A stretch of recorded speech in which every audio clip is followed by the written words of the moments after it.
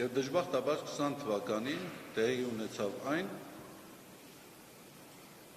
ինչ որ բոլորիս կյանքը այսօր ավերել, բոլորիս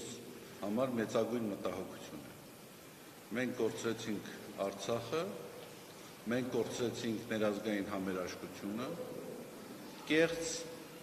եւ արհեստական պատճառաբանություններով բազմաթիվ անձինք ձերբակալվեցին, պառակտվեց հասարակություն։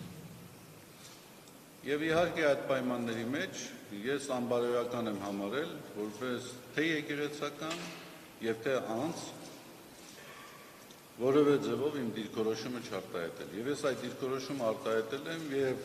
այսօր էլ այդ դիրքորոշման վրա եմ այդ անձը եւ այդ անձինք, այդ իշխանությունը, որը այդպիսի առհավիրք է բերել մեր երկրի եւ մեր ժողովրդի գլխին, չի կարող շարունակել մնալ իշխանության։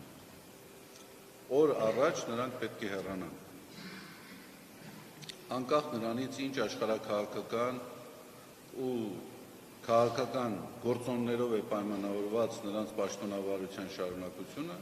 դա շարունակելու է նոր արհավիրքներ բերել մեր ժողովրդի եւ մեր երկրի գլխին։ Ուրեմն այս համոզմունքներից ելնելով ես արտահայտել եմ իմ դիրքորոշումները